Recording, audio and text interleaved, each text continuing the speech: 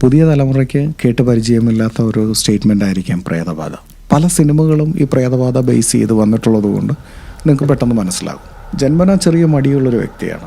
എടുത്തിയാടി പല പ്രശ്നങ്ങളിലും പെട്ടിട്ടുള്ളത് കൊണ്ട് എനിക്ക് വരുന്ന കോളുകളാണെങ്കിലും ക്ലയൻറ്റുകളാണെങ്കിലും അവർ പറയുന്നതെല്ലാം ക്ലാരിഫൈ ചെയ്തതിന് ശേഷം മാത്രമേ ഞാനൊരു തീരുമാനം എടുക്കാറുള്ളൂ. പക്ഷേ ആ ദിവസം വൈകുന്നേരം ഒരു 6 മണിയായപ്പോൾ എൻ്റെ താമസ സ്ഥലത്തേക്ക് ഒരു കാറ് വന്നു നിന്നു.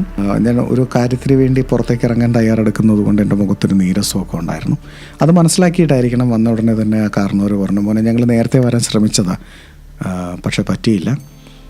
നിന്നെ ഫോണിൽ വിളിച്ച് സംസാരിക്കുന്നതിലും നല്ലത് നേരിട്ട് കണ്ട് പറഞ്ഞാൽ മതി എന്ന് മനസ്സിൽ തീരുമാനിച്ചതുകൊണ്ടാണ് ഒരു അപ്പോയിൻമെൻറ്റ് പോലും എടുക്കാതെ നേരിട്ട് വന്നത്. മോനെ, ഞങ്ങളുടെ കൊച്ചുമകൾക്ക് പ്രേതബാധയാണ്. ഞാൻ അവരുടെ അടുത്ത് കയറിയിരിക്കാൻ പറഞ്ഞു.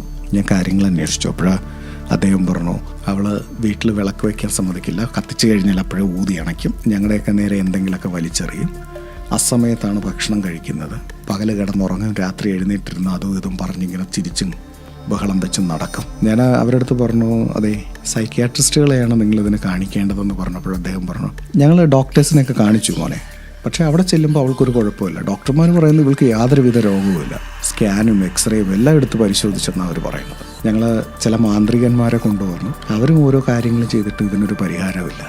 വീട്ടിൽ വന്നു കഴിഞ്ഞാൽ ഇവൾ പഴയ സ്വഭാവത്തിലേക്ക് പോവുക, ഞങ്ങൾക്ക് കണ്ടിട്ട് പേടിയാകുന്നു പോലെ എന്നും പറഞ്ഞ് അദ്ദേഹം കരയാൻ തുടങ്ങി.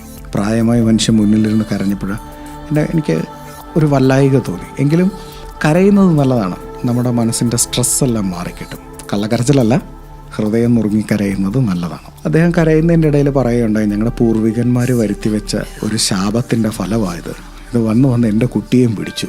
കരച്ചിലൊക്കെ അവസാനിച്ച് കഴിയുമ്പോൾ പതിയെ ചോദിച്ചു, എന്താ കാര്യം? അപ്പോഴദ്ദേഹം എന്നോട് പറഞ്ഞു, ഞങ്ങൾ പാരമ്പര്യമായി ഈ പ്രേതോച്ചാടനം മാന്ത്രിക കർമ്മങ്ങളൊക്കെ ചെയ്യുന്ന കുടുംബക്കാരാണ്.